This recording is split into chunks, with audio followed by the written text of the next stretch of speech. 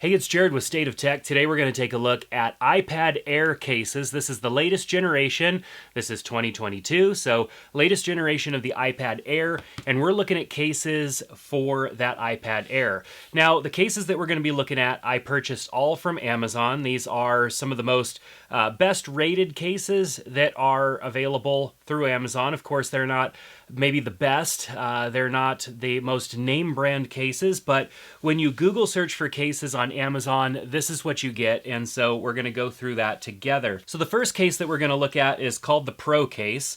It is a simple case that covers the back of the iPad with a plastic cover, opening for the camera and ports and all that good stuff, and then just has a flip that covers the screen. And of course, this is very standard like we're used to. This can fold up and of course use itself as a little kickstand. This has been a very common design that we've seen with the iPad for a very long time. So this essentially would just be a better priced option than purchasing the one directly from Apple. Of course, the one directly from Apple varies in designs and has a back cover, but necessarily is a lot more expensive as well. So this has the magnet in it, so it snaps closed just like you would expect. And when you open, it turns the screen on. And so as you can see here, turns the screen on when you open it. So other than that, really a no frills case. It's somewhat sturdy. I think you'd probably get pretty good lifespan out of this case before starting to have structural issues with it.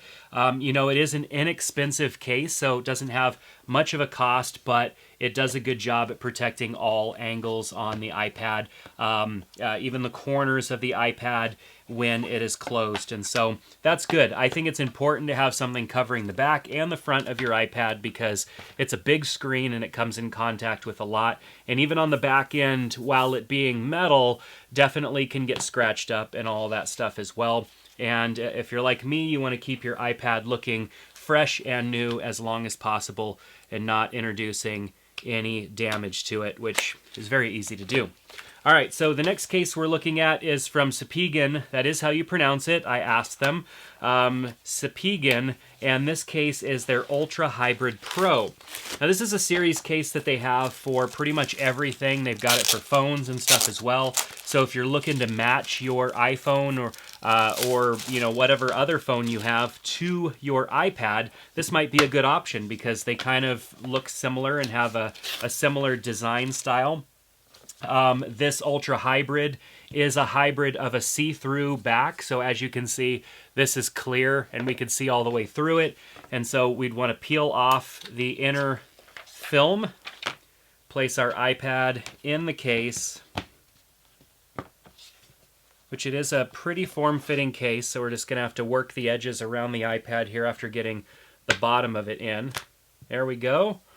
And then it closes like so. It also has a film on the back, which will peel off as well.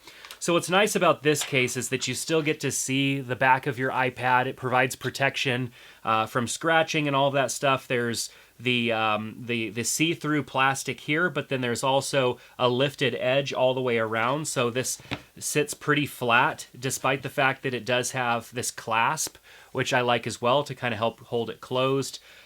When you open it up, it's similar to the last case that we just looked at. It folds over, forms that triangle, forms the triangle, and then boom, we are upright and we can see it. What I also like about this style of case is that it gives you something to grip onto and hold like a book. Whereas just simply gripping the iPad, sometimes it's such a thin grip that it wears on the hand, and having something a little bit more to hold on to, whether you just fold it flat against the back and having just a little bit more to hold on to, or roll it up a little bit, which gives you much more to grip onto. I like that about this style of case. I found myself early on with the iPad holding my iPad in this way. It just gives me a little bit more to hold on to.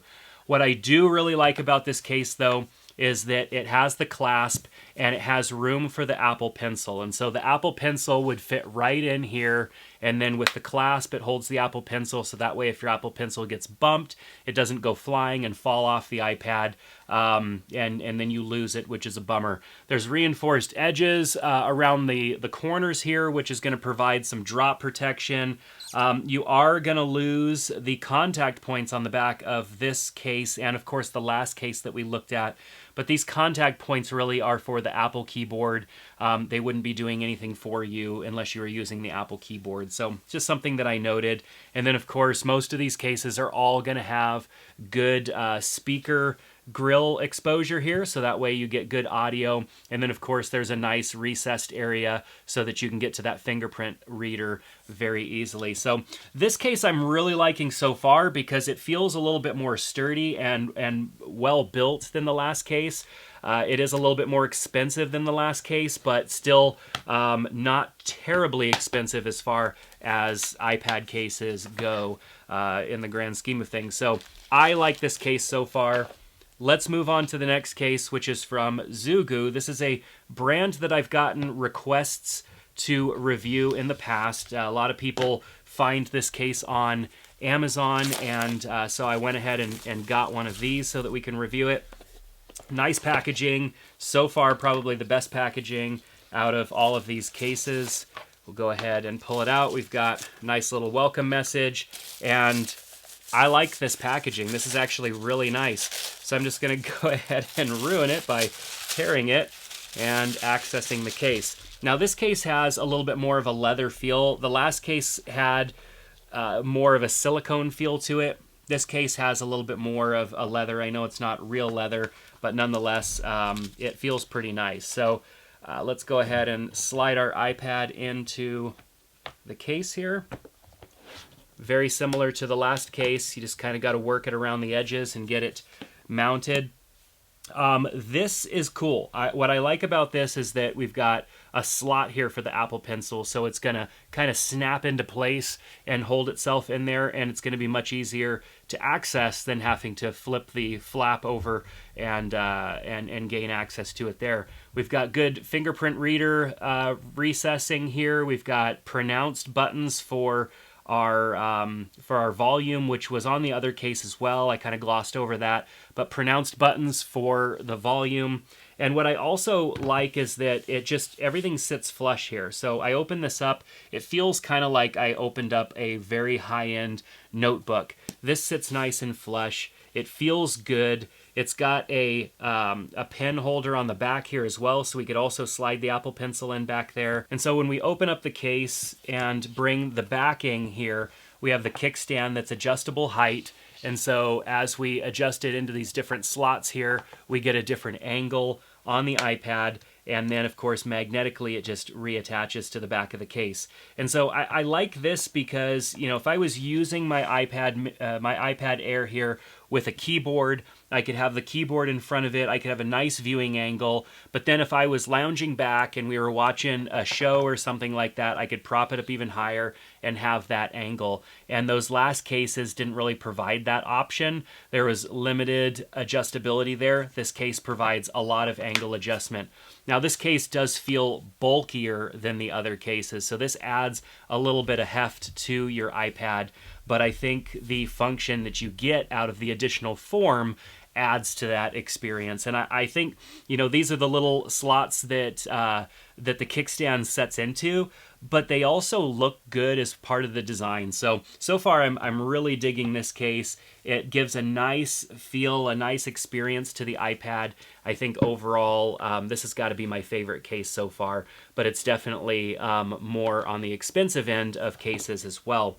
And you can see on the back, even the back is nice and smooth. Looks like it has a little bit of breathable space as well, just to breathe, so the case doesn't allow the iPad just to get really hot back there without giving it any way to expel that additional heat.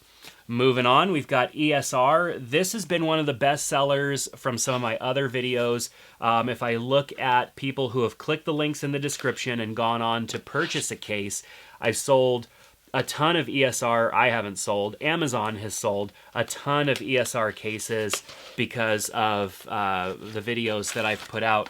And this ESR case that we're looking at here is very similar to the Spigen case as far as the design and everything, but it seems a little bit more minimal. This case specifically, I reviewed for the iPad mini, and I believe I also reviewed for the iPad Pro 11-inch, and this is one of the best-selling cases for both videos. So this sits in here a little bit differently. As you saw, the iPad just sits down and magnetically attaches to the back, and then it closes, and we have a little bit of a clasp here that you can use with the Apple Pencil. It doesn't leave a whole lot of room for the Apple Pencil, as you can see. It does magnetically clasp pretty tight, but you could get a clasp with the Apple Pencil in there. It just wouldn't clasp. Oh, nope, there's a secondary clasp. I take that back.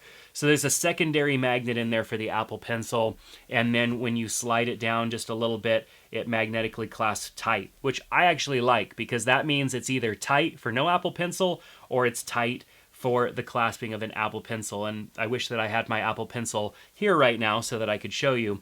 But yes, I like that aspect of this case. Now this case also is going to be that kind of triangle flip fold on the back, and then the magnet attaches the clasp onto the back of the iPad so that we can stand it up. And that's really all this case has to offer. But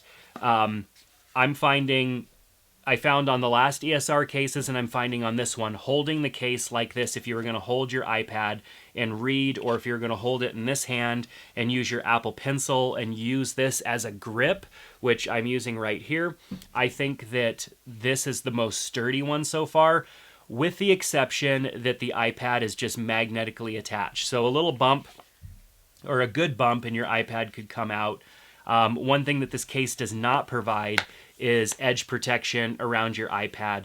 But if you're looking for something more minimal, that's where this case shines. The other cases, a bit more obtrusive. They're covering up your buttons, your speaker grills, and all of that stuff, and kind of changing the iPad completely, whereas this particular case maintains the slim, simple aesthetic of the iPad Air and just adds protection to the front and the back. Minimal protection on the edges, because as you can see here, there's nothing protecting the edges, and this is not going to provide enough protection if you were to drop it. So as far as minimal cases go, this ESR case is definitely my favorite, with the Zugu, I think that's how you pronounce it, with that case being my favorite overall so far. So digging that case. ESR coming in with a decent case again, as they continue to produce decent products for the iPad, as really all these brands that we've looked at so far are providing decent products for the iPad Air. All right, so now we're on to Antbox. This case, my kids saw this and they thought, oh, cool, a game. Well, no, it's an iPad case. So this case I chose because it had more of that leather look, and I wanted to see if it also had that leather feel to it. This case comes with a nice screen cloth, which is cool, and is an all-around case protecting the edges and everything, just like the first several cases that we looked at. So let's go ahead and slide our iPad in, get it into the case, snap it into place, and we're good to go. We'll just even test that cloth. Did a good job. So first thing I notice is that we've got a big slot over here for our Apple Pencil. Looks like it could support first and second gen Apple Pencils just because of its length, but pretty good size slot for the Apple Pencil.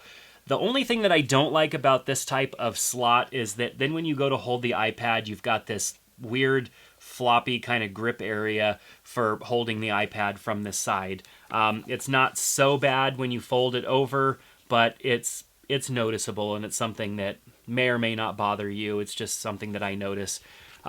This flops all the way over, allowing you to stand this up. So we've seen cases like this as well, where the flat platform of the case becomes the kickstand mount, and the iPad itself moves through that. And so we've got essentially 3 different positions here for angles, different viewing angles. And then when this is down flat like this, we've got the little Antbox flap just kind of sits there and stays out of the way. It magnetically attaches and kind of falls right into a predetermined slot for it. So not bad. This case is decent. It's a little different though than the other cases that we've looked at so far.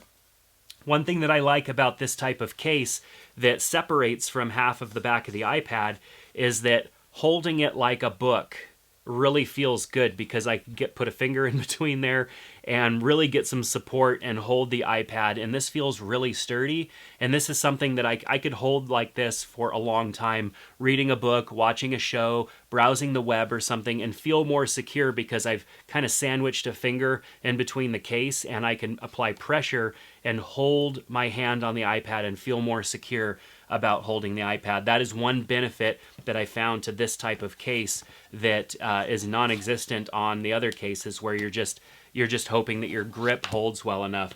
So I like this Antbox case. There are things about it that I dislike, like the Apple Pencil slot over here on the side just being quite large, but I like it. It has that fake leather feel to it, which gives it a little bit of a texture, makes it look a little bit more premium. So the Antbox case, I gotta say, not too bad. Now we're moving on to the Otterbox Defender case. Typically I don't end up with Otterbox cases because I don't want to spend the premium money on a case, and it's not that I have anything against Otterbox or any of the other premium brands. They're just typically more expensive. But I recognize that a case like the Defender case is a very good case that adds a ton of protection to something like an iPad for those that are going to be out in environments where their iPad could get damaged a lot easier. And so a case like this has a lot going on. We've got the back plate here to the case, which protects it and kind of gives it the ability to kickstand up a little bit. And then we also have the main portion of the case, which is 2 parts. And so we have to split this apart and open it up to get the iPad into the case. Actually, this is starting to look like 3 parts to this particular case.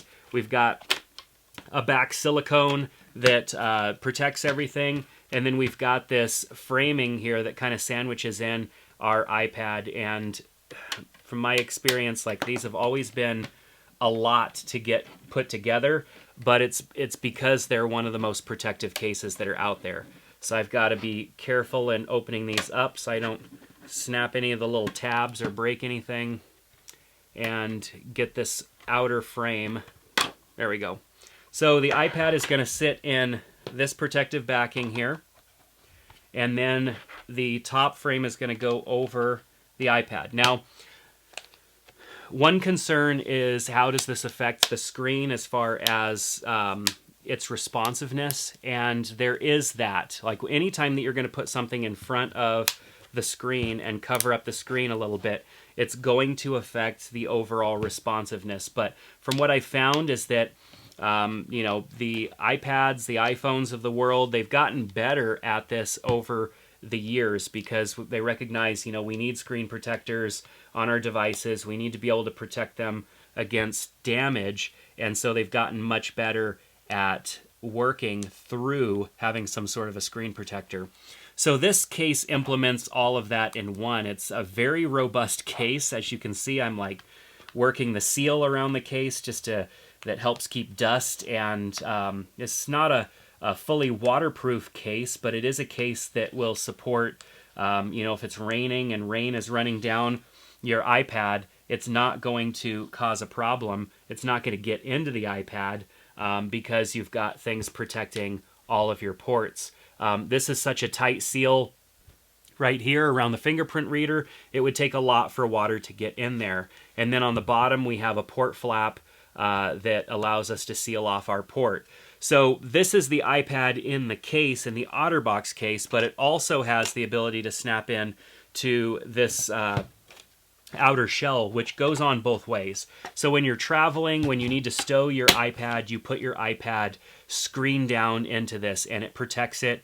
There's nothing that's going to damage your iPad because there's actually a lot of space in between here as well. So should something heavy end up pushing down on this, it's actually going to protect it against stuff like that. And because there's so much support out around the edges, like you could push down on this quite a bit and it's not flexing the iPad at all. So as far as protection goes, it's kind of insane how much protection you get out of this.